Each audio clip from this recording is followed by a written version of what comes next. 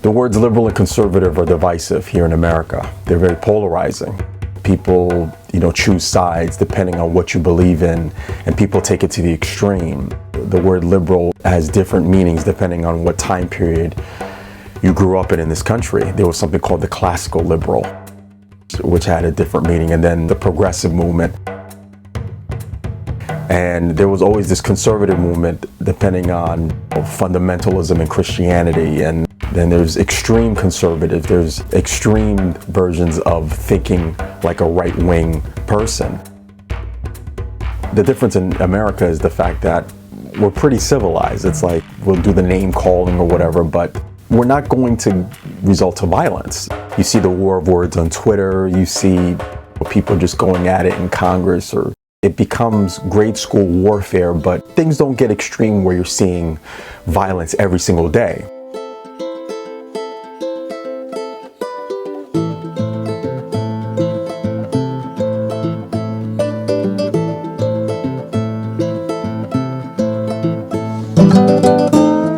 But both words, liberal and conservative, have different meanings to people in Colombia.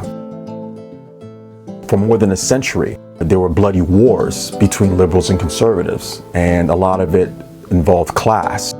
And what happened was guerrilla soldiers, paramilitary groups for both right-wing and left-wing sides, family vendettas in the mountains, depending on what side you're on, the upper class, middle class, or lower class. People who think Karl Marx or the Marxist philosophy versus imperialistic or capitalistic mindset.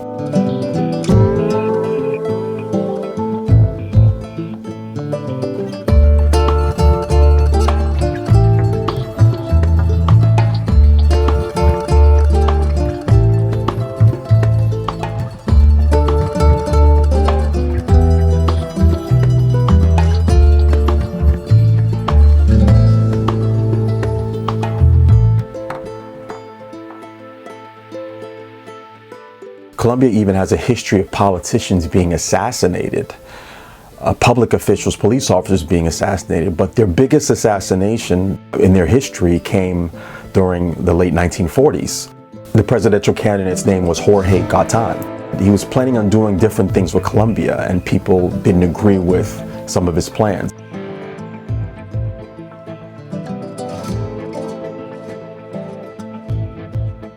After Gatan was murdered, the assassin was captured, and there was a mob of people who executed him, and they left his body at the presidential palace. Then came a 10-year civil war called La Violencia, meaning the violence. And depending on what you read, some people think it was 200,000 lives were taken. Some people think it was 300,000 lives were taken. And this is both liberal and conservative sides, guerrilla warfare. People took it to the extreme because people were very passionate.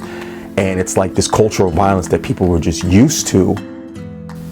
And it's not just about people being executed with guns. People would go to the extreme of torture, and there would be massacres of families or groups of people depending on what side you're on. But when you do your research, it's mind-blowing of how the extent that people would go just to send a message. La Violencia ended with something called the National Front, where both sides, liberal and conservative parties, would alternate the presidency. So that brought some kind of balance of power through economics and politics throughout the country.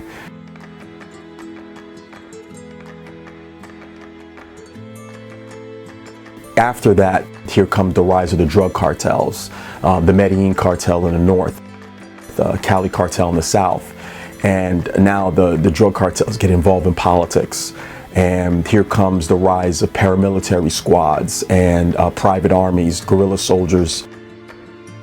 The story of Colombia gets so complicated. All these things are so intertwined because the culture of violence and depending on what side you're leaning on. And now the drug cartels become very powerful.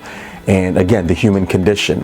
You go back to the 9 circles of hell in Dante's Inferno, where it's like when you have billions of dollars involved, you're not going to have this utopian society where people agree, everybody's going to try to go after theirs.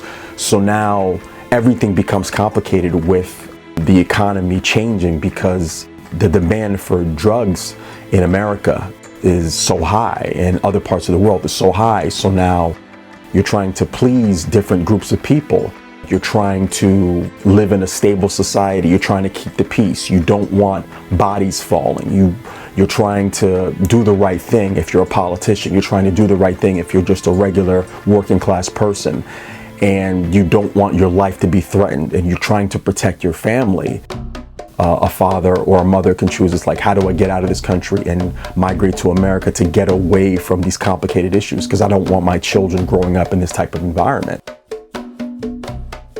One of my goals is to one day visit the country of Colombia. Through all my research, I noticed that what people are used to are the stereotypes and the stigma that you've seen in pop culture. And you have a war going on in that country that's been going on for, over 100 years. There's multiple fronts to this war. It's the political world, the drug world, upper class versus lower class, or middle class versus the lower class, liberals versus conservative, left versus right, Marxist people versus more capitalistic people. You have people trying to leave the country so they can go to America and preserve their culture, preserve their family, protect their families. But what gets overshadowed through all this is the beauty of their culture, the importance of the church, the importance of family. And the irony of the Pablo Escobar story is that the way they got him was through his family. People have admitted in books and interviews, documentary interviews, that they knew his weakness was his family because of wiretaps that they had heard. And it's like, despite being a drug cartel leader and this ruthless killer, he was a family man. And that's the way they got him. And the importance of families in the DNA of the Colombian culture. It goes back to Africa. It goes back to Spain. It goes back to the Roman Empire. The family never dies. Yeah.